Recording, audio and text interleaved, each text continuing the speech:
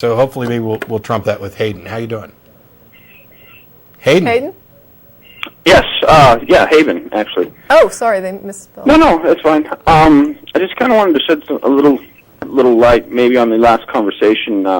Okay. He was kind of trying to allude to the whole religious versus a scientific approach to God, maybe, or a philosophical approach to God. I just wanted to comment that you're talking about pretty much the same thing, just in different means.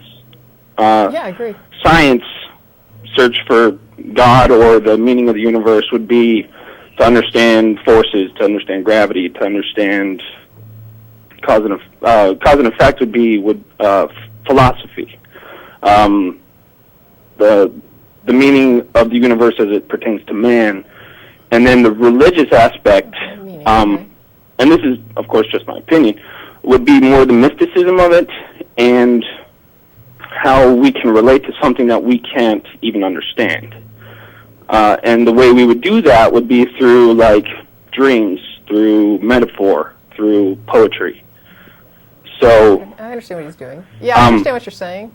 Yeah, I just kind of wanted to maybe throw in that little tidbit, maybe bring in the aspect of God being the same thing, but being described in three different ways. Right, what you're saying is science defines the mechanism, philosophy defines the meaning, and then religion is there for people who have a gap where they're just like, this is blowing my mind and I have to relate to it in some way. Exactly. And that would define the religious... It's not three different ways of talking about the same thing. It's three different areas completely. It's three different things. Yeah. Three different what now? It's three different things that you described. It's not three different views of the same thing. No, it really isn't, because I mean when you talk about God in a religious aspect, like in the Bible or whatever, or if you were to go to the Quran or whatever, you have morality, you have universal truths being justice, temperance, all the virtues that of course link into philosophy. Oh, I think this is just a semantic issue, because there's sort of like, science can tell me how this book is put together, and philosophy can talk about what the book might mean to me, and then religion is sort of how I relate to this book and what it means to me symbolically. And what you're kind of saying is that it's all about, it's all different perspectives on the book. And what Matt is saying is it's very clearly defined, though, the parameters of those three different perspectives. And I think it's just a semantic difference. Actually, no, it's more than that. Okay. The mysticism element that you talked about is nowhere near the same thing as the scientific element, with just a different name on it. In the case of religions dealing with the supernatural and mysticism, it's talking about something entirely different. The question of whether or not a God exists is one that I think actually can be addressed scientifically, and isn't dependent upon philosophical positions or mysticism. Oh no, and they're not contingent. Yeah, they're not contingent on each other. They can't be contingent. What he's saying is that's what people use religion for. I know what people use religion for. Okay. I'm saying that what they use it for is nothing that's demonstrated as real, and is definitely not the same thing as what science is addressing on the issue.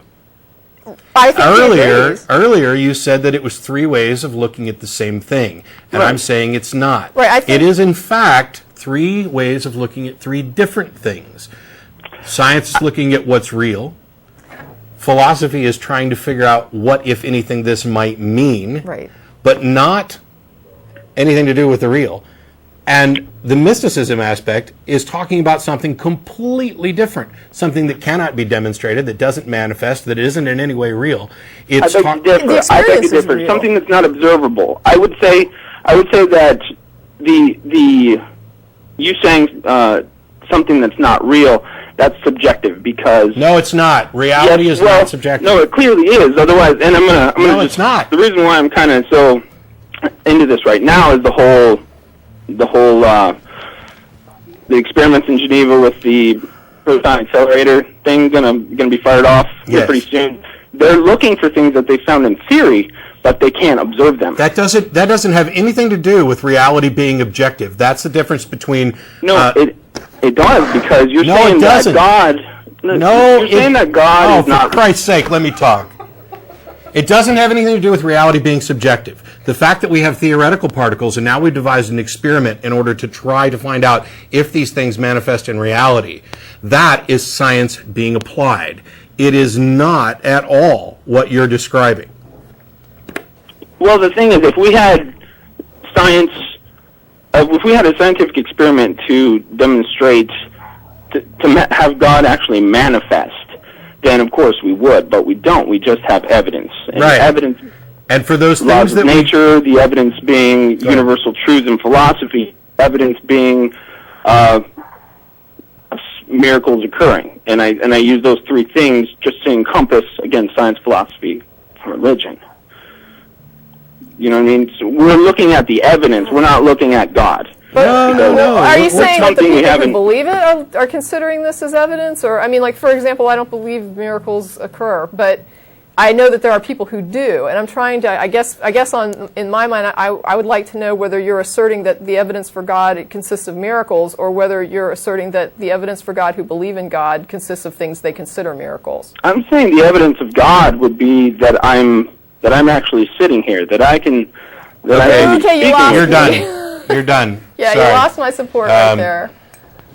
I thought I understood what he was saying. What I was thinking he was saying was more of, like, for example, the universe. Science can tell us about the mechanisms of the universe, and that philosophy can tell us what it might mean to us, and that there might be people who have an emotional experience that goes beyond what they can understand that they would call religious. But I don't. In fact, he's arguing for a what you're subjective saying. reality where my mysticism is just as valid as your scientific exploration, and the evidence for No. God is that I'm actually sitting here. That's what you're doing. And by That's the the way, evidence that you're sitting there. yeah, you sitting Yeah. there is evidence that you're sitting there. That's it. Nothing more. You construct a logically valid syllogism that begins with one of the premises is I'm sitting here, and ends with God exists. I'll buy you a steak dinner if I can't find a flaw in that.